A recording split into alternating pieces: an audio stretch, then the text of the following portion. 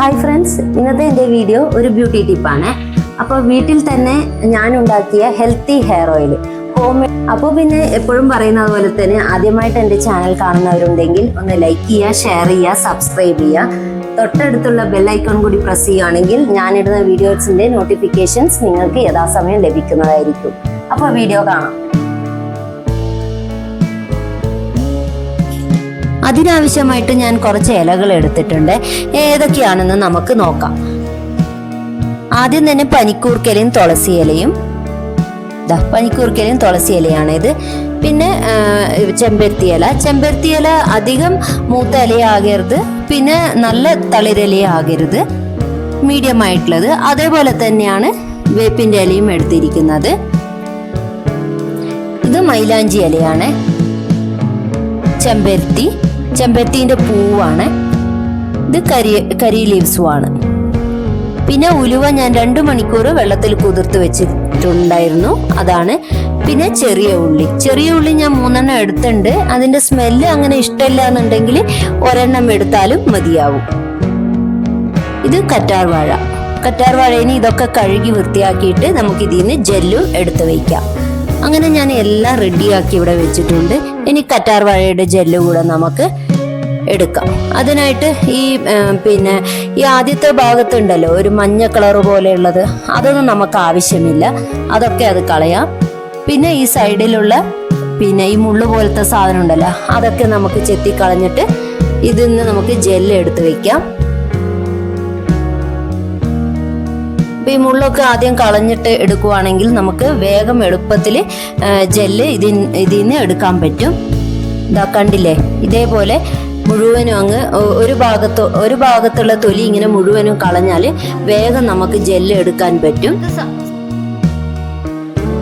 ഒരു സ്പൂണോ കത്തിയോ എന്തെങ്കിലും വെച്ചിട്ട് നമുക്ക് ഇതുപോലെ ജെല്ല് എടുക്കാവുന്നതാണ്. ഇതൊക്കെ മുടിക്ക് ഏറ്റവും നല്ലതാണ്, നല്ല തണുപ്പാണ്, തലയ്ക്ക് എല്ലാത്തിനും നല്ലതാണ്, ഫേസിനും വയറിനും എല്ലാത്തിനും ഏറ്റവും നല്ലതാണ് ജെല്ല്. അപ്പോൾ ഈ ജെല്ല് ആദ്യം ഒരു ജാറിലിട്ടിട്ട് നമുക്ക് അടിച്ചു കൊണ്ടുവരാം. ഇപ്പോൾ ജെല്ലൊക്കെ ഞാൻ റെഡിയാക്കി വെച്ചിട്ട് ഇതിൽ മിക്സീൻ്റെ ജാറിലോട്ടേക്ക് ഇട്ടിട്ട് ഒരു പ്രാവശ്യം നമുക്ക് അടിച്ചു കൊണ്ടുവരാം. ഇത് ഇതാക്കണ്ടില്ലേ, നല്ല പത പോലെ, പിന്നെ ഒരു വഴുവഴുപ്പും ഉണ്ടാവുക. ഇനി ഇതിലോട്ടേക്ക് നമുക്ക് ഓരോന്നായിട്ടും ഇട്ട് കൊടുക്കാം. ആദ്യം ഉലുവ ഇട്ട്, പിന്നെ ചെറിയ ഉള്ളി ഇട്ടു, പിന്നെ ബാക്കിയുള്ള ഇലകളൊക്കെ നമുക്ക് ഇതിലോട്ടേക്ക് ചേർത്ത് കൊടുക്കാം.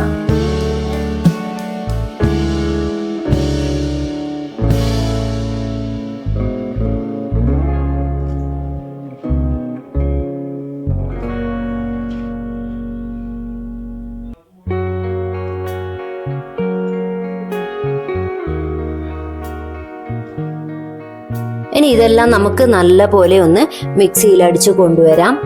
അപ്പോൾ ഇതൊക്കെ ഞാൻ മിക്സിയിലിട്ട് അടിച്ചിട്ട് റെഡി ആക്കിയിട്ടുണ്ട്. ഇതാ കണ്ടില്ലേ, നല്ല പച്ച കളറായിട്ട്. അപ്പോൾ പിന്നെ നമ്മൾ നേരത്തെ കുതിർത്ത് വെച്ചിട്ടുണ്ടല്ലോ ഉലുവ വെള്ളം, അപ്പോൾ അതിൽ നിന്ന് വെള്ളം മാറ്റി വെച്ചിട്ടുണ്ടായിരുന്നു ഞാൻ, അത് നമുക്ക് പിന്നീട് ഉപയോഗിക്കാം.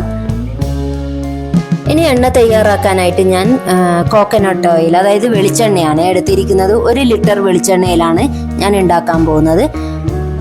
ഇനി ഈ അരച്ചു വെച്ചിട്ടുണ്ടായിരുന്നല്ലോ പച്ചിലകൾ, അത് ഈ ഉരുളിയിലോട്ടേക്ക് ഇട്ട് കൊടുക്കാം. പിന്നെ നേരത്തെ ഞാൻ ഉലുവ വെള്ളം എടുത്ത് വെച്ചിട്ടുണ്ടായിരുന്നല്ലോ, അത് ഈ മിക്സിയുടെ ജാറ് കഴുകിയിട്ട് അതിൽ ഒഴിച്ചു കൊടുക്കാം. പിന്നെ 1 ലിറ്റർ വെളിച്ചെണ്ണ അതും ഇതിലോട്ടേക്ക് ഒഴിച്ചു കൊടുക്കാം. ഇത് ഉണ്ടാക്കാൻ നമ്മൾ കട്ടിയുള്ള ഏതെങ്കിലും ഉരുളിയോ കട്ടിയുള്ള ഏതെങ്കിലും ചീനച്ചട്ടിയോ എടുക്കാവുന്നതാണ്. കട്ടിയുള്ളതായിരിക്കും ഒന്നും കൂടി നല്ലത്. അപ്പോൾ എല്ലാം കൂടി ഇനി നല്ല പോലെ ഇങ്ങനെ മിക്സ് ചെയ്ത് കൊടുത്തുകൊണ്ടിരിക്കുക.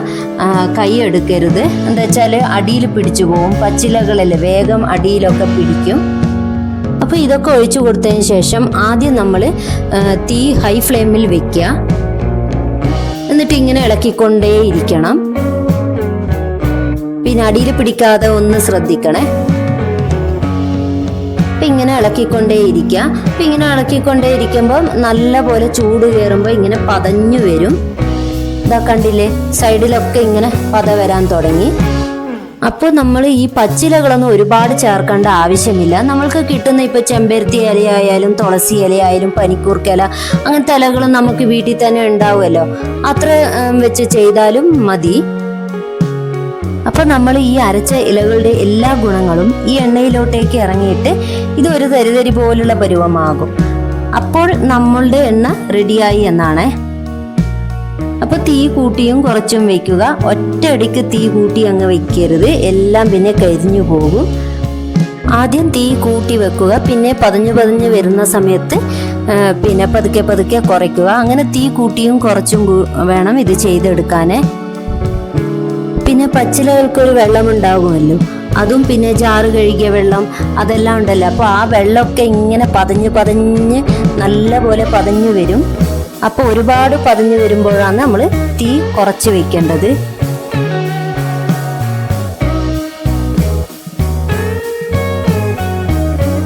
അങ്ങനെ കൂട്ടിയും കുറച്ചും എണ്ണ പതഞ്ഞു വരുമ്പോൾ പിന്നെ കൂട്ടിയും കുറച്ചും വെക്കുക.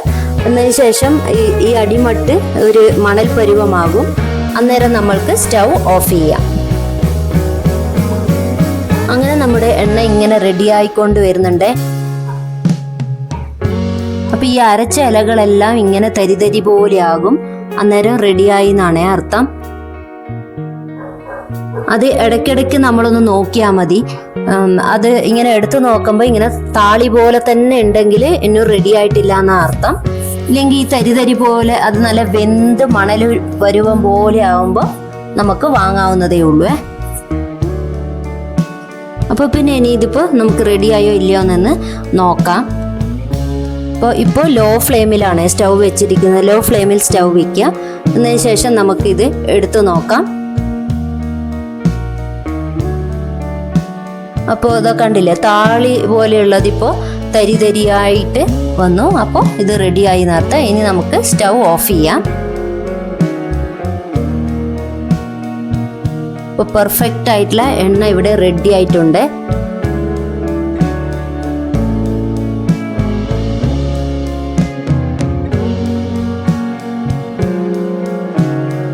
അപ്പോൾ ഇത് നമ്മൾക്ക് മുടിയിലൊക്കെ അപ്ലൈ ചെയ്യുവാണെങ്കിൽ താരനും പിന്നെ ഇത് എന്താണ് മുടി കൊഴിച്ചൽ, അകാലനര അതൊന്നും ഉണ്ടാവില്ല. നല്ല ഹെൽത്തി ആയിട്ടുള്ള പച്ചിലകൾ കൊണ്ട് ഉണ്ടാക്കിയ നല്ല ഹെൽത്തി ഹെയർ ഓയിലാണ്.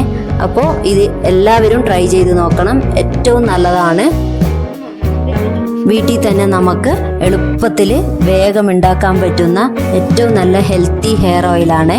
അപ്പോൾ എല്ലാവരും ട്രൈ ചെയ്തു നോക്കുമെന്ന് വിശ്വസിക്കുന്നു. ഇതാ കണ്ടില്ലേ, നല്ല ഓയിലായിട്ട് കിട്ടിയിട്ടുണ്ട്.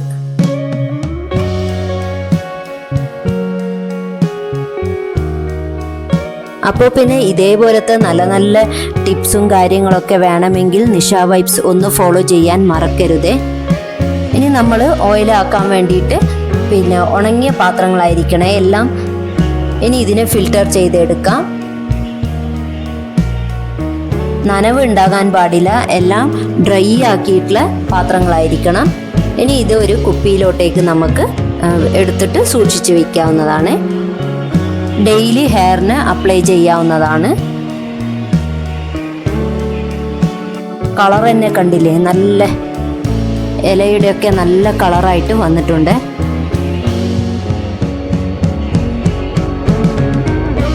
ഇതാ കണ്ടില്ലേ, നല്ല തരിതരി പോലെ ഇരിക്കുന്നു. അപ്പോൾ നല്ല ഓയിലായിട്ടാണ് കിട്ടിയിട്ടുള്ളത്. അപ്പോൾ എല്ലാവരും ഇത് എന്തായാലും ഒന്ന് ട്രൈ ചെയ്ത് നോക്കണം. ഇനി ഇത് നമുക്കൊരു കുപ്പിയിലോട്ടേക്ക് ആക്കി വെക്കാം. ഡ്രൈ ആക്കിയ കുപ്പിയായിരിക്കണേ. ഡ്രൈ ആക്കിയ കുപ്പിയിലോട്ടേക്ക് ഇത് നമുക്ക് ഒഴിച്ച് സൂക്ഷിച്ച് വയ്ക്കാം. ഡെയിലി ഹെയറിന് അപ്ലൈ ചെയ്യാം, കുഴപ്പമൊന്നുമില്ല.